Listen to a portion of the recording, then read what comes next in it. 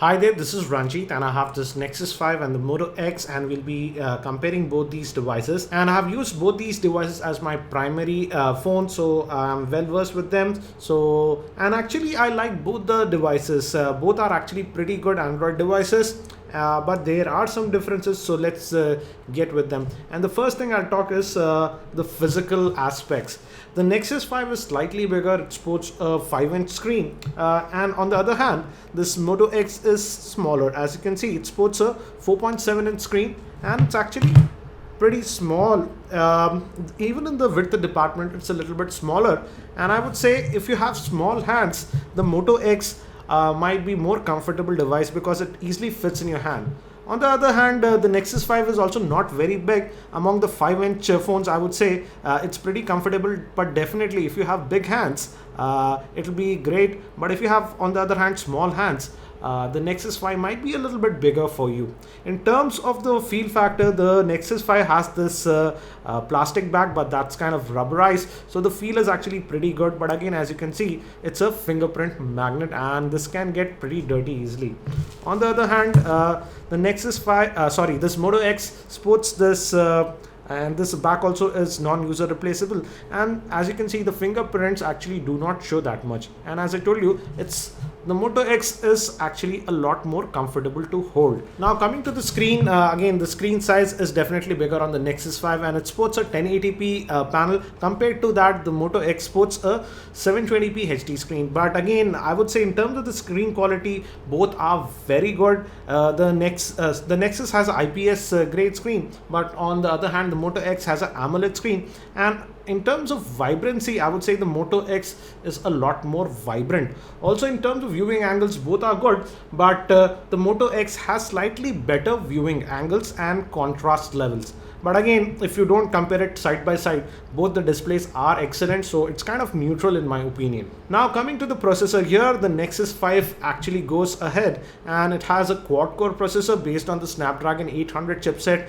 and it also has that powerful GPU, that's the Adreno 330 GPU. So if you are a heavy gamer, I would suggest the Nexus 5. And also in gaming, I generally prefer larger size screens. So if you have a heavy gamer, I would suggest the Nexus 5.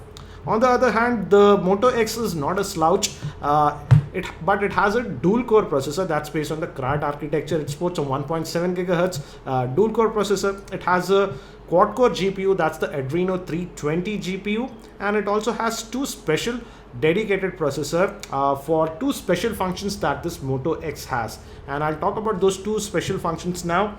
And this Moto X has this active notification. It does not have any physical LED notification light, but whenever you get, let's say, a missed call or a SMS and etc., it just glows over here and you don't even have to unlock the phone. You can just tap here and get a preview of this message, and I love this feature, and I would say it's a huge time saver.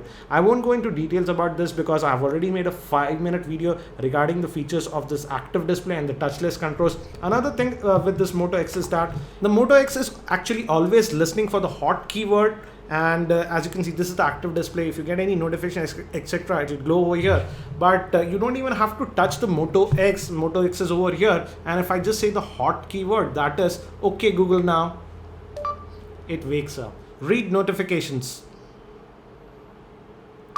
and it'll read the notifications. Reggie. The time is 6:23 p.m. Nothing much going on right now. As of now, I don't have any notifications, but if I had, for example, a missed call or a SMS or even a WhatsApp message, etc., those can be read out. So the Moto X can be used without even touching it, and this functionality is pretty unique. You do have a lot of controls to control them. As I told you, I've already made a dedicated video regarding this. So if you are interested in that feature, I would suggest that you check out that video. On the other hand, Nexus 5, if you just say okay Google now, nothing will happen, but Google also provides something like that. If you are on the home screen, you can say this keyword okay Google. I have disabled it, but if you say okay Google, it fires up and you can say the commands, but that works only on the home screen. Whereas on the Moto X, it can work anywhere from any app, or even if the phone is like this on standby, as you have seen. So that's one unique feature of this Moto X, and that active notification. So these are the two special features I feel that are unique to this Moto X. Now coming to the battery life, the battery on both these phones are sealed, that is not user replaceable. The Nexus 5 has a 2300 milliampere battery, but the Nexus 5 has to power a slightly larger screen, whereas on the Moto X we have a 2200 milliampere hour battery. And I would say in my battery test, I would say the Moto X has slightly better battery life. It's not by huge leaps and bounds. I would say battery life on both these devices are kind of mediocre, but the Moto X battery life is, I would say, approximately 10% better than the Nexus 5. But again, you need to charge both these devices every day. Now coming to gaming, actually both these devices could play even high-end games without any issues. I have already made dedicated videos regarding the gaming on the Nexus 5 as well as on the Moto X. And actually, if you're a heavy gamer, I would suggest the Nexus 5 simply because it has the better GPU, that's the Adreno 330, and it has a slightly bigger screen. But one thing I did notice while doing heavy gaming is that the Nexus 5 tends to become really hot when you're doing heavy gaming. The Moto X also becomes warm, but not as hot as the Nexus 5. So that is one point you need to take into account. Also, now coming to the heating issues, I noticed that both these phones, while even just casually browsing over 3G or just checking your email, etc., even for 5 minutes, both of them do get actually pretty warm. But the Nexus 5 tends to become warmer a little bit more compared to the Moto X. And now coming to the camera, here there are quite a bit of differences. The rear facing camera on the Nexus 5 is an 8 megapixel shooter with LED flash, and it also has optical image stabilization, whereas the Moto X has a 10 megapixel camera and the pixels are bigger. So Motorola says that it does actually better in low lighting conditions, and that's kind of true. It also has the LED flash. And both these rear facing cameras can record video up to 1080p, whereas the front facing camera on the Nexus 5 is limited to 720p, but on the Moto X it can record up to 1080p. I've actually made a dedicated video comparing the Nexus 5 versus the Moto X. You can check out that for sample shots and videos, but I would say in the videos department I felt that the Nexus 5 did a better job, and in the static picture department the Moto X camera did a better job. Now coming to cellular call quality, I would say both of these phones do pretty good in the cellular call quality, but the Moto X is slightly better. If I would rate this Nexus 5's call quality to around 8.75 out of 10, I would rate the Moto X call quality to be about 9.25 out of 10. So in terms of call quality, both are very good, but the noise cancellation is slightly better, I felt, on the Moto X. Now coming to Android updates, as this is a Nexus device, you are sure to get the latest Android updates as and when it's released. So Nexus slightly has an edge over here, but again, even the Moto X is actually running very close to stock Android experience. And if you noticed, actually when the Moto X came out, it came with Jelly Bean, but after the KitKat update, just after a month, the Moto X also received the KitKat update.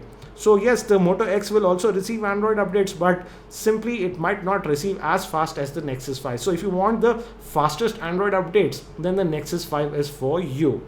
In terms of weight, both of them are actually very close, but the Moto X feels slightly heavier. On the other hand, if you compare, the Nexus 5, due to its size, feels slightly lighter in the hand. Now coming to the performance, I would say in general performance, both these phones perform brilliantly. Obviously the Nexus 5 is a blazingly fast phone, and I did not notice any lags whatsoever in any app that I ran. And even this Moto X actually runs Android very well, and in general operations, I used this phone for about 3 weeks. I did not notice any lagginess or anything like that.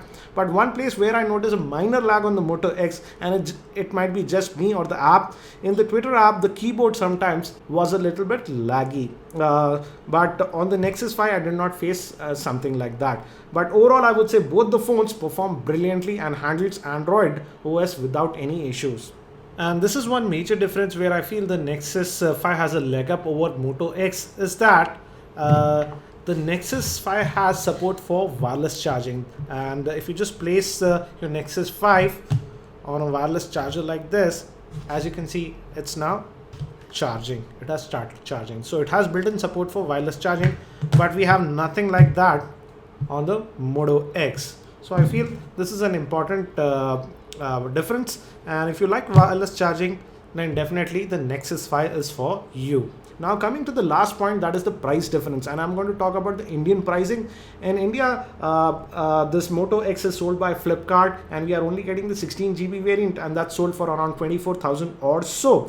And this Nexus 5 is sold by Google. We get both the varieties, that's the 16 GB and the 32 GB variant. I'll talk about the 16 GB variant. This is the 16 GB variant that I have, and it's being sold by Google directly for around 29,000. So there is a price difference of around 5,000 between both these phones. Now it's up to you to decide which one is better for you. So I feel these are some of the major differences between both these devices. Now it's up to you to decide which one is better. In terms of performance, I would say both the phones performed very well, and I personally liked both the phones. I hope that you found this video comparison between the Nexus 5 as well as the Moto X helpful. I've also made a ton of other videos on the Nexus 5 as well as on the Moto X. Links for all those videos will be in the YouTube show notes. So thank you for watching this video. This is Ranjit, and I hope to see you in my next video.